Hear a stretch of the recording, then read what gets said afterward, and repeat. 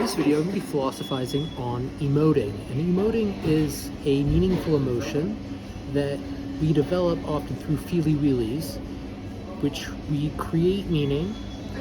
in regards to the meaning of affects that are calibratory of the prior existing inputs internalized regarding our meaningful utterances of thought, which are how we think about how we feel, engaging higher order cognizing of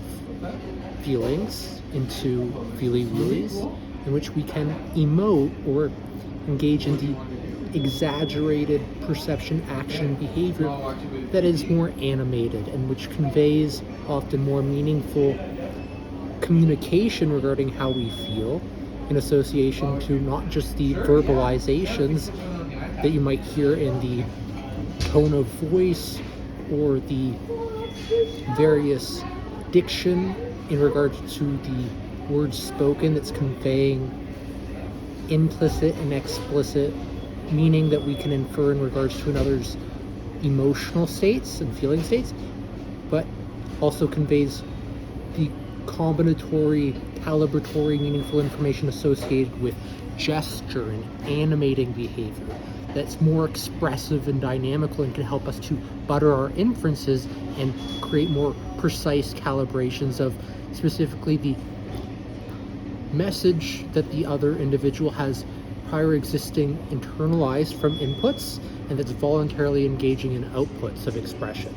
and that they're developing a message in association with emotes or emoting that's dynamical and involves dynamical gesturing and it's combinatory of specific meaningful emotions in association with the meaning of affects in regards to how we actually go about thinking and internalizing those meaningful utterances of thought. So we don't, as an individual who's, say, being communicated to, we don't see those meaningful utterances of thought, though the emoting helps us to infer, butter what that individual might be thinking and feeling in regards to their cognizing of experiential states, in which they're engaging in a direct perception process of which they're perceiving not just their own emotional states, but making predictions in regards to how another is more likely to infer their feeling states or their intended message as they're developing that within the internalized meaningful utterances of thought. It doesn't always actually factually calibrate to how they might be feeling or their meaningful emotions, though it tends to be more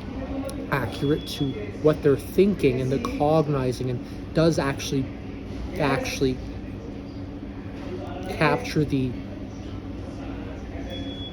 meaning of affect within thinking processes that's pertaining to subjective experiences of direct perception rather than the actual bodily emotions that are sometimes more subconscious and subtle and which are connected, direct and indirect, to those feeling states, but aren't necessarily always calibratory. And often individuals who are more emotionally intelligent are better at being able to express their feely-wheelies in authentic ways that are more calibratory and that have that connection between the feeling states and the emotions that are more precise and correct, rather than, say, operating in more contrast to how they might be feeling and masking emotions, engaging in more of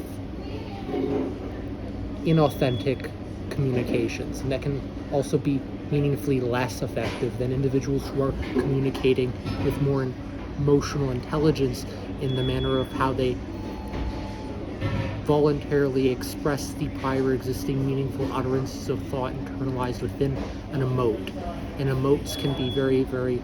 meaningful in being able to improve on meaningful information because they're more animated in regards to perception, action, and or behavior.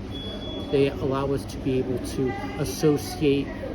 various verbalizations with nonverbal behaviors and to more easily understand what another person's communicating.